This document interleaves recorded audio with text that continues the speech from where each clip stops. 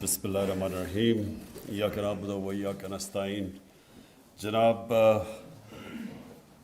Khusro Bakhtiar minister of industries, آپ کو اور آپ کی پوری منسٹری کو اور ٹیم کو میں مبارک دیتا ہوں. جواد آپ کو بھی کہ یہ بڑی محنت سے آپ اس سٹیج پہ پہنچے ہیں کہ آپ نے اتنی توجہ دی ہے ایس ایم ای سیکٹر کو کہ اب ہم اس کو وہ انسینٹیوز دے رہے ہیں، ان کے لیے وہ آسانیاں پیدا کر رہے ہیں جو کہ بدقسمتی سے ابھی تک کسی نے ان کی پرواہ نہیں کی. اور اس کے علاوہ یہ اہمیت دے رہے ہیں ایس ایم ای سیکٹر کو جو کہ اس کو آج تک کبھی دی نہیں گئی. ایس ایم ای سیکٹر جس طرح آپ نے بیان کیا کہ یہ سب سے زیادہ روزگار دیتا ہے ایک ملک میں، اور اس کا جو جی ڈی پی یعنی جتنی ہماری سالانہ دولت ایک ملک میں ویلتھ کریشن ہوتی ہے، دولت بنتی ہے، اس میں اس کا بہت بڑا شیئر ہے. اور بدقسمتی سے پاکستان میں وہ شیئر نہیں جو ہونا چاہیے، اور اس کی وجہ ہے. اور جو آج آپ نے یہ ایس ایم ای پالیسی کے اندر جو آپ نے فیصلے کیے ہیں کہ سب سے بڑی وجہ یہ ہے کہ ان کو کریڈٹ نہیں ملتا، ان کو بینک قرضے نہیں دیتے.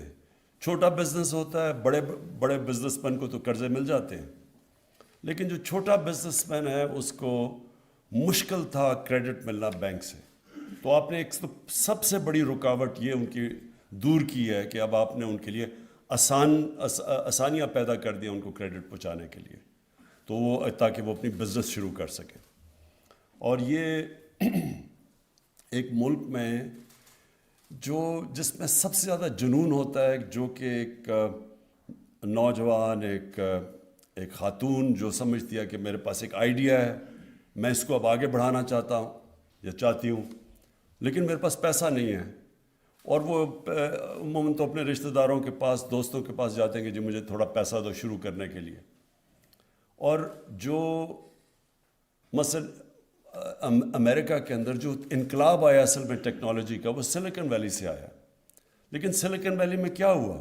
کسی کو آئیڈیا آتا تھا، اس کو ایک دم انہوں نے وینچر کیپٹل یہ شروع ہو گیا، انہوں نے ان کو بیک کیا، اس آئیڈیا کو بیک ہوئے، وہ انہوں نے چانس لی، اور 26 سال کے نوجوان ملٹی بلینئر بن گئے. تو آئیڈیا کو بیک کیا. اور جو یوتھ ہوتی ہے اس کے اندر زیادہ جنون ہوتا ہے.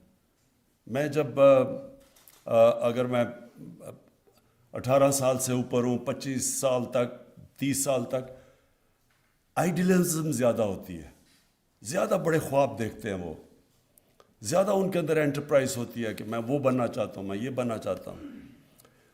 بدقسمتی سے جیسی جیسی آپ کی عمر جاتی ہے، بیوی بچے ہو جاتے ہیں، پھر چانس انسان کم لیتا ہے، رسک نہیں لیتا کہ اگر میرا یہ وینچر فیل ہو گیا تو میرے بچوں کا کیا ہوگا، اسکولوں میں وہ بچے ہیں.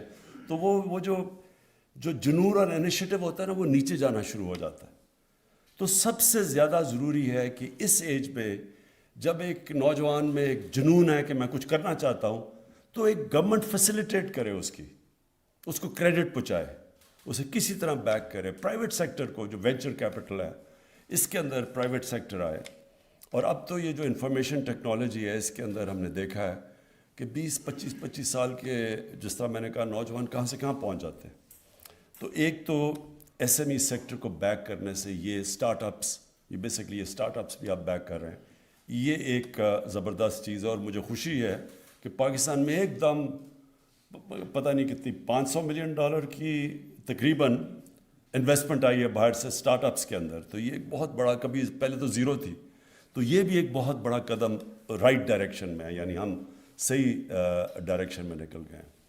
اور جو ہماری 22 کروڑ کی آبادی ہے، اس کا اگر ہم نے پوری طرح فائدہ اٹھانا ہے تو یہ ضروری ہے کہ ہم اب اس اپنا جو یوتھ ہے، دنیا میں سیکنڈ ینگسٹ آبادی ہے پاکستان میں، اب اس یوتھ کو پوری طرح ہم فیسیلیٹیٹ کریں، مینیج کریں، ہیلپ کریں، اور اسٹیٹ پورا اپنا کردار ادا کرے. تو سب سے پہلے تو کریڈٹ ہو گیا. دوسرا مسئلہ یہ ہے کہ اگر انہوں نے کوئی چیز سیٹ اپ کرنی ہے، زمین اتنی مہنگی ہے شہروں میں کہ ان کے پاس وہ پیسہ ہی نہیں. اب وہ کدھر سے کیپٹل لے کے آئیں کہ اپنی کچھ کاروبار بھی شروع کریں اور زمین بھی خریدیں. تو اس کے لیے بھی آپ نے فیسیلیٹیٹ کر دیا ہے کہ گورنمنٹ اب ان کی مدد کر رہی ہے, لیز کے اوپر ان کو پلاٹس دے گی. یہ سیکنڈ آپ نے بہت بڑا کام کر دیا. تیسری چیز ریڈ ٹیپ. ہمارے ملک میں یہ بہت بڑا مسئلہ بن گیا. میں جب اسکول میں تھا تو تب پاکستان اس سارے خطے میں, ایشیا میں سب سے تیزی سے ملک وہ آگے بڑھ رہا تھا. ہمیں ابھی بھی یاد ہے کہ ہمارے اسکولوں کے اندر ملیشیا سے شہزادے آیا پڑھتے تھے, مڈل ایسٹ سے سارے لوگ ہماری یونیورسٹیز میں پڑھتے تھے, میڈیکل کالجز میں آتے تھے, ہماری ڈگری ساری دنیا میں مانی جاتی تھی. اور تو اور اب ملک کی اگر اہمیت دیکھنی ہے تو ملک کا پریزیڈنٹ جب گیا امریکہ 60s میں, تو ان کا پریزیڈنٹ ایئرپورٹ پہ اس کو ریسیو کرنے آیا. ملک کی اہمیت تھی, تیزی سے بڑھ رہا تھا. سارے ایشیا میں ملیشیا جیسے اور ساؤتھ کوریا جیسے ملکوں نے پاکستان میں آ کے دیکھا تھا کہ ہمارا ماڈل, کہ یہ کیا وجہ ہے کہ یہ ملک اتنی تیزی سے اوپر جا رہا ہے. تو ہم نے اپنا راستہ کھو بیٹھے. ہماری اس وقت بیوروکریسی سارے علاقے میں سول سروس مانی جاتی تھی, یعنی ٹاپ کوالٹی کی سول سروس تھی. تو آہستہ ہم نے غلط فیصلے کیے اور بدقسمتی سے ہم نیچے جانا شروع ہو گئے. اور اس میں ایک بڑا پرابلم آیا کہ جو ہماری بیوروکریسی سب سے ایفیشینٹ سمجھی جاتی تھی, قابل, سب سے مشکل امتحان تھا سول سروس کا ایسٹ پاکستان اور ویسٹ پاکستان میں, وہ بدقسمتی سے اس کے اندر پولیٹیکل انٹرفیئرنس, میرٹ ختم ہوا, اور وہ رکاوٹیں, وہ بیوروکریسی بجائے مدد کرنے کی وہ دوسری طرف وہ رکاوٹیں پیدا شروع ہو گئیں. ہم نے اب یہ فیصلہ کیا, ہماری گورنمنٹ نے, کہ جو بھی انٹرپرائز جس سے زراعت ہو یا انڈسٹری ہو یا سروس انڈسٹری ہو, جس سے بھی روزگار ملتا ہے, اگر اس کے اندر رکاوٹیں ڈالی جائیں گی تو ہم اس ڈپارٹمنٹ کے خلاف ایکشن لیں گے, یا جو بھی رکاوٹ ڈالے گا اس کے اگینسٹ ایکشن لیں گے. جو بھی ایکسپورٹس کو کے اندر مسئلے ڈالے گا, کہ ہمیں شرم آتی ہے کہ ہماری جتنی 22 کروڑ لوگوں کی جو ایکسپورٹ کر رہے ہیں ہم دنیا میں, ہمیں شرم آتی ہے کہ چھوٹے چھوٹے سنگاپور جس کی کوئی 50 لاکھ آبادی ہے, وہ کچھ ہمارے سے پتہ نہیں 300 ارب ڈالر کی سے زیادہ سنگاپور کی ایکسپورٹ ہے. 50 لاکھ لوگ ہیں, ہم 22 کروڑ لوگ ہیں. ہماری یہ ساری ہمیں جب گورنمنٹ ملی تھی تو 24 ارب 22 کروڑ لوگوں کی ایکسپورٹ تھی. وہ 50 لاکھ والا ہمارے دیکھتے دیکھتے سنگاپور ہمارے سے آگے گیا, یعنی 300 ارب ڈالر کی ایکسپورٹ. ملیشیا, جس طرح میں نے آپ کو کہا, پاکستان میں وہ آ کے دیکھتے تھے کہ ہمارے ان کے شہزادے میرے ساتھ پڑھتے تھے, وہ سارے ہمیں ایڈمائر کرتے تھے, پاکستان اتنی تیزی سے آگے جا رہا ہے. ان کی 220 ارب ڈالر کی ایکسپورٹ ہے, 6 کروڑ آبادی ہے ان کی. سب آگے نکل گئے. تو ہم نے اب ایکسپورٹس کے اوپر زور لگانا ہے. جو بھی ایس ایم ای خاص پریفرنس دیں گے جو ایکسپورٹس کریں, انڈسٹری ایکسپورٹ کرے, جو امپورٹ سبسٹیوشن کرے, ان کو ہم نے خاص طور پہ ایک ملک نے ساری اورینٹیشن گورنمنٹ سب ایک طرف جائے گی کہ ملک کے اندر ویلتھ کریشن ہو.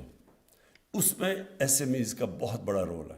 اگر ہم ان کو فیسیلیٹیٹ کریں. ہمارا یہ جو ایریا تھا, ایک تو کراچی کے اندر انڈسٹری ہے, فیصل آباد میں انڈسٹری ہے, لیکن یہ جو ٹرائنگل تھی گجرانوالہ, گجرات اور سیالکوٹ, ادھر تو ایک نیچرل ہمارے اسمال اور میڈیم انڈسٹری یہاں ایگزسٹ کرتی ہے. ان کی ہم تھوڑی سی مدد کریں تو یہ بھی ہمارے ملک کے لیے بہت بڑا ہماری دولت میں اضافہ کر سکتے ہیں. اور یہ جو ریگولیشنز بن گئیں, اور ریگولیشنز ایک راستہ روکنے کا اسمال اور میڈیم انڈسٹری کا وہ کھڑے ہو گئے. یعنی ہر قسم کی ریگولیشن, کبھی انسپیکشن ہو رہی ہے, کچھ ہو رہا ہے. وہ بڑا آدمی تو برداشت کر سکتا ہے, بڑا بزنس مین تو تھوڑے سے پیسے دے, بلکہ وہ ہر طرح اس کے پاس کیونکہ طاقت ہوتی ہے, وہ اس کو تو فرق نہیں پڑتا. لیکن جو نیا آ رہا ہوتا ہے بزنس کرنے کے لیے, اور جو سٹارٹ اپس ہیں, جو ینگ ہیں, ان سب کے لیے یہ ریڈ ٹیپزم جو ہوتی ہے یہ رکاوٹ بن جاتی ہے. تو ہم نے وہ پوری بیٹھ کے کوشش کی ہے کہ ہر قسم کی ریگولیشنز ان کے لیے کم کریں, آسانیاں پیدا کریں ان کے لیے. اور جس میں این او سی, یہ جو این او سی کا ساری رجیم ہے, یہ بھی ایک طریقہ این او سی ہوتی نہیں. اور پھر میں نے کہا کہ گورنمنٹ اس طرف جا رہی ہے, ملک کی ضرورت اس طرف ہے. ملک کا فائدہ ادھر جانے کا اور گورنمنٹ ادھر جا رہی ہے. اب این او سی کوئی ایک آیا کوشش کرے، کئی ہمارے اوورسیز پاکستانیز وہ باہر جا کے پیسہ بناتے ہیں. میں بڑی کمپنیز کی بات نہیں کر رہا، میں جو اسمال اور میڈیم کمپنیز کی بات کر رہا ہوں. وہ پھر آتے ہیں کہ پاکستان میں اب میں سیکھ کیا ہوں، میں نے باہر کمپیٹ کیا، میں نے انگلینڈ میں، دبئی میں ادھر کاروبار کر کے پیسہ بنایا. وہ پاکستان آتے ہیں تو یہاں ان کو ہر جگہ کے اوپر رکاوٹ ہوتی ہے، تھوڑی دیر کے بعد بچارہ یا تو نقصان کر کے پھر واپس چلے جاتے ہیں.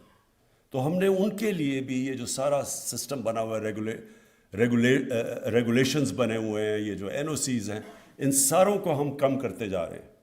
ہر جگہ جس طرح ابھی بات کی خسرو نے کہ یہ جو اب انسپیکٹرز، اب جب انسپیکشن ہوتی ہے وہ بھی ایک طریقہ بن گیا بدقسمتی سے پیسے بنانے کا. وہ انسپیکشن آتی ہے، وہ ان میں پیسے دیتے ہیں، وہ انسپیکشن ہوتی نہیں ہے، وہ پیسے دے کے چلے جاتے ہیں. تو اس ساری کو اب ہم نے اسٹریم لائن کیا. انفارمیشن ٹیکنالوجی کا پورا فائدہ اٹھائیں گے ہم. اب تو یہ بھی ایک آن لائن کی طرح اب کئی چیزیں آپ کر سکتے ہیں جو آپ کو فزیکل بھی نہیں کرنی چاہیے. تو انشاءاللہ یہ جو آپ نے آج خسرو یہ جو لانچ کی ہے ایس ایم ای پالیسی، یہ میرے خیال میں آنے والے دنوں میں یہ پاکستان کو پوری طرح اندازہ ہوگا اس کا کتنا زیادہ فائدہ ہوگا ہمارے معاشرے کو. اور اس میں کوئی شک نہیں کہ ہمیں اور بھی ابھی مسئلے حل کرنے ہیں اور مسئلے آتے رہیں گے. لیکن میں آپ کو کہا ہوا ہے کہ اس کی امپلیمنٹیشن میں آپ نے ہم نے سب کو، جو بھی ریلیونٹ منسٹریز ہوں گی، جو پروونس میں بیٹھے ہوں گے لوگ، ان سب کو جدھر جدھر ہمیں پرابلمز آئیں گے میں وہ خود آپ کے ساتھ میٹنگز پریزائڈ کروں گا. وہ سارے ہم ایشوز اور رکاوٹیں دور کرتے جائیں گے. دیکھیں ہم پاکستان میں ہماری جو گورنمنٹ آئی، کسی گورنمنٹ کو اتنے بڑے چیلنجز نہیں ملے، کسی گورنمنٹ کو. کیونکہ میں تو تقریباً پاکستان کے ساتھ ہی بڑا ہوا ہوں، ایک کے بعد دوسرا چیلنج اس طرح کسی گورنمنٹ کو نہیں ملا. آتے ساتھ ہی بینکرپٹ ملک، اس کے لیے ہمارے پاس پیسے ہی نہیں تھے اپنی فورن لائبلٹیز دینے کے لیے. تو بڑی مشکلوں سے ہم بھاگ دوڑ کر کے اپنے 3 ملک تھے، یو اے ای، سعودی عربیہ اور چائنا، انہوں نے ہمیں پیسے دیے تو ہم ڈیفالٹ کرنے سے بچے. ڈیفالٹ کر جاتے تو سب کو آپ کو پتہ اس کا امپیکٹ روپے نے گر جانا تھا، اور روپیہ گرتا تو آپ کو پتہ ہے مہنگائی کتنی آ رہی تھی. تو ادھر سے نکلے. اس کے بعد آ گیا کووڈ. آپ کو سب کو پتہ ہے کہ یہ 100 سال میں ایک جس طرح کا کرائسس آئی ہے ایک دفعہ آتا ہے 100 سال میں. اتنا بڑا کرائسس کسی گورنمنٹ نے نہیں فیس کیا. اللہ کا کرم آپ کے سامنے جس طرح پاکستان نکلا ہے، ہم تو چھوڑیں، دنیا اس کو اپریشیٹ کرتی ہے. اکانومسٹ کہتا ہے کہ جو economist magazine, WHO، economic forum, سب میں انہوں نے کہا کہ جو ملک نے سب سے بہترین طریقے سے اس میں سے نکلا ہے، اکانومی بھی بچائی، لوگوں کو بھی بچایا، وہ ہے پاکستان. ہاں یہ ویسے میں کہہ دوں کہ یہ پھر سے ایک اور لہر آ رہی ہے، ایک اور چیلنج ہمارے سامنے آ رہا ہے، اور انشاءاللہ اس سے بھی نکل جائیں گے. اکانومی ہم نے اپنی بند نہیں کرنی، SOPs رکھیں گے، اکانومی بند نہیں کریں گے. پھر اس کا افغانستان کا کرائسس، وہاں جب ان کی کرنسی گری، انہوں نے پاکستان سے ڈالرز خریدنے شروع کیا، ہمارے روپے پہ پریشر پڑ گیا. اور پھر جس طرح یہ کموڈٹی کا جو ایک دم پرائس سپائرل ہوا کیونکہ سپلائی شارٹیجز ہوئے، تو پہلے ہمیں ڈی ویلیویشن سے مہنگائی کو ہم نے سنبھالا، اور اس کے بعد کووڈ سے بچے تو پھر یہ کموڈٹی پرائسز اوپر چلی گئی جس طرح آپ سب جانتے ہیں. تو وہ ایک اور مہنگائی کی لہر آئی اور ساری دنیا میں آئی ہوئی ہے. تو یہ ہمیں سارے کرائسس فیس کیے. لیکن اس کے باوجود آج آپ دیکھیں کہ پاکستان کی تاریخ کی ریکارڈ ایکسپورٹس، یعنی ملک کی دولت کیسے بڑھتی ہے، ایکسپورٹس بڑھتی ہیں. ریکارڈ ایکسپورٹس پاکستان کی، ریکارڈ ریمیٹنسز پاکستان کی، یعنی اوورسیز پاکستانیوں نے اس گورنمنٹ کے اوپر سب سے زیادہ اعتماد کیا اور انہوں نے اپنے پیسے بھیجے اور بینکنگ چینلز کے ذریعے. ریکارڈ ٹیکس کلیکشن پاکستان کی تاریخ کی. میں جب گورنمنٹ میں نہیں آیا تھا تو میں نے یہ کہا تھا کہ میرا جو ٹارگٹ ہے پاکستان کا کہ 8,000 ارب روپیہ ہم ٹیکس میں اکٹھا کریں گے. تو لوگوں نے بڑا مذاق اڑایا.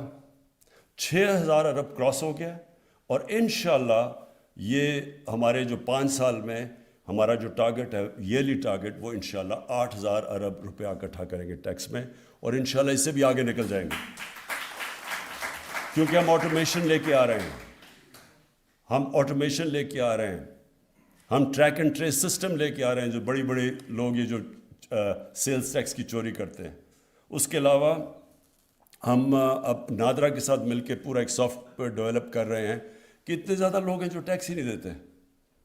یہ ہو ہی نہیں سکتا کہ ایک ملک میں 22 کروڑ لوگوں کو صرف 20 لاکھ لوگ ٹیکس دیں. یہ کوئی ملک یہ نہیں چل سکتا اس طرح. تو اس کے اوپر بھی انشاءاللہ 8,000 سے انشاءاللہ کراس کر جائیں گے. تو ریکارڈ ٹیکس کلیکشن ہے. پھر ابھی خسرو نے آپ کو بتایا کہ جو پرائیویٹ سیکٹر نے جو کریڈٹ اٹھایا ہے, یعنی کہتے ہیں اتنا برا حال ہے پاکستان کا, تو پرائیویٹ سیکٹر نے ریکارڈ کریڈٹ آف ٹیک کی ہے جو کہ 1400 ارب روپیہ. اور پھر جو ہم نے زور لگایا اپنی پہلی دفعہ کسانوں کے اوپر, ہم نے ان کو انسینٹیوائز اور پوری اپنی ایگریکلچر ٹرانسفارمیشن پلان میں ان کی مدد کی. تو ریکارڈ 4 فصلیں ریکارڈ ہوئی ہیں پاکستان کی تاریخ میں. گندم, شوگر کین یعنی گنا, مکئی اور چاول. یہ 4 فصلیں تھیں جو آل ٹائم ریکارڈز انہوں نے کی. اور اس کی وجہ سے نظر آ رہا ہے کہ حالات تو برے ہیں, اس میں کوئی شک نہیں. کہ میں نے آپ کو کہا پہلے ڈی ویلیویشن سے مہنگائی ہے, وہ بھی ہماری وجہ سے نہیں, کہ جب آپ کی 3 گنا زیادہ امپورٹس بڑھ جائیں تو روپے پہ تو پریشر پڑنا ہے. اور دوسرا پھر یہ جو انٹرنیشنل یہ جو کموڈٹی پرائس اوپر بڑھے, اس کی وجہ سے پریشر آیا. تو ہے تو صحیح مشکل, لیکن اس کے باوجود آپ یہ دیکھ لیں کہ ریکارڈ موٹر سائیکل سیل ہوئی پاکستان کی تاریخ میں, گاڑیوں کی سیل ریکارڈز ہوئی, یہ موبائل فونز اور اب پاکستان میں بنانے شروع کیے.